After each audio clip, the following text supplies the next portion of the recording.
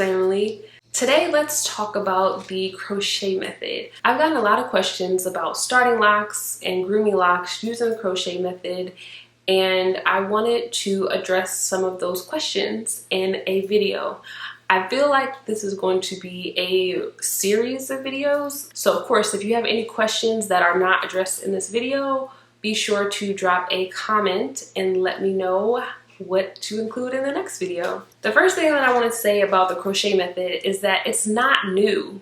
It is more popular now, but it's been around for a really long time, and it's one of the methods that's often used for cultivating locks on straighter patterns of hair, and it works really well for all textures of hair, because you're actually using a tool to mimic the natural tangling process of lock cultivation. So using the crochet method is very effective. However, one of the most common concerns or issues with the crochet method is damage that it can do to the hair when the wrong size tool is used. I know a lot of times we see, whether it's on YouTube or any other platform, we see the process being done and we're like, hey, I could do that. Maybe that's just me. I think that all the time, so it's no shade.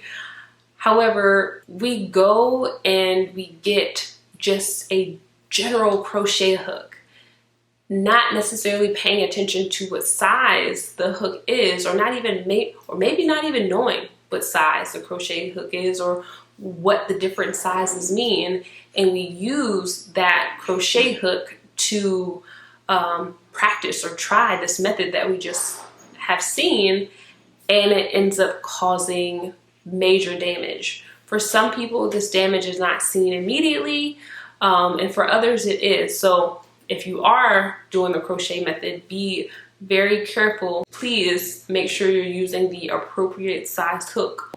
But let's get back to the good news about the crochet method. It is really great for people that have an active lifestyle, that don't really want the tightness that interlocking can create with the lock, so that you really like a more fluffier appearance to your lock, or you like your locks to look like they're retwisted, but you don't want the maintenance of having to constantly deal with hairs that are unraveling, creeping on other hairs, or just generally growing away from your lock. The crochet method is a technique that can correct all of that. I've actually been thinking about maintaining my locks with the crochet method going forward, because I like the longevity of it and I like the appearance of it, because I personally I'm not a huge fan of my hair retwisted immediately. Like, I like for it to grow out and be lived in. And as soon as you do the crochet method on your locks, you have that lived in effect without the frizz that comes with the coming weeks of kind of growing out of your retwists. I also use this method on my husband's locks, and he is really active. He sweats in his scalp, and so it gives us like the same longevity of interlocking with the look of retwisting. So crocheting is like that happy medium in between the two. We also sometimes switch between doing the crochet method and retwisting on my husband's hair. I also have some guests that kind of go back and forth between the two, because again, they are very similar. So if you are currently retwisting your hair, you can also use the crochet method just for some additional control and grooming of the lock, and then switch back to the retwisting. After hearing all this, I know you're probably like, can I do this myself? Like, how do I get a part of this? Crocheting is something that can be used for self-maintenance. I would say as long as you know what you're doing. I don't believe this is a technique that you want to just go trying just because you've seen it online, much like you're hearing about now. So if you're really serious about crocheting your locks and giving it a try at home, I will teach you how to do that. You can check the link in the description box below. Or if you prefer to go to a loctician, you can do that as well. However, I would highly encourage you to have a consultation before you have this service done. And there are a few things that I would encourage you to ask that loctician prior to doing the crochet method on your hair. I will share that in a separate video just for brevity because there are a few things that I want you to go over with them. But yes, you can do it at home for self-maintenance, or you could go to a professional. And the other thing that I want to touch on about the crochet method is using it for combining your locks. You can do that.